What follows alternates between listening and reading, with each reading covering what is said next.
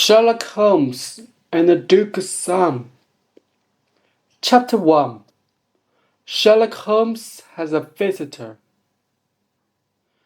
When visitors came to see Sherlock Holmes in Baker Street, they often did surprising things.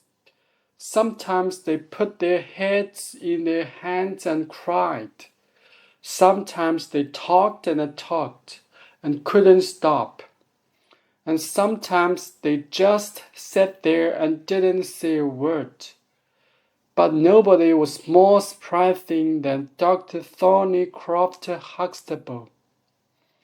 He was a large man, tall, well-dressed, and important-looking. He came into the room, walked to one of the big chairs, and suddenly fell into it. He sat there with his eyes closed, looking white and ill. I ran to get some water for him. Then I got my doctor's bag and looked at him carefully. "What is it, Watson?" said Holmes. "He's all right, I think," I said. "He's just very, very tired, and probably hungry too." Holmes looked in the man's pockets and found a train ticket from Mackleton in the north of England. "Mackleton, that's a long way," said Holmes. "It's not 12 o'clock yet, so he probably left home before 5 o'clock this morning." After a minute or two, the man began to move, and his eyes opened. A second later, he got quickly to his feet. His face was now red and unhappy. "Mr. Holmes, I am so sorry. I forgot to eat or drink anything this morning. That's why I felt ill."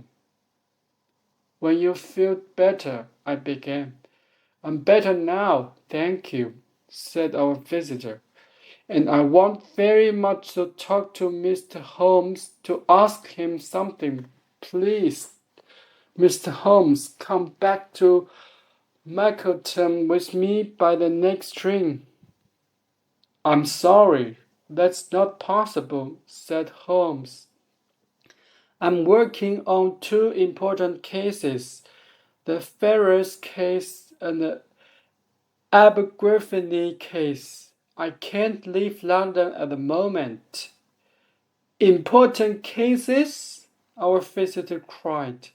"But this case is very important too.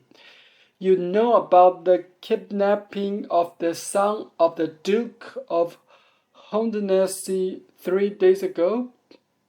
"What? The government minister?" "Yes, that's him. So you don't know. It's not in the newspapers yet, that's true. But Sherlock Holmes always hears news before the people," I thought.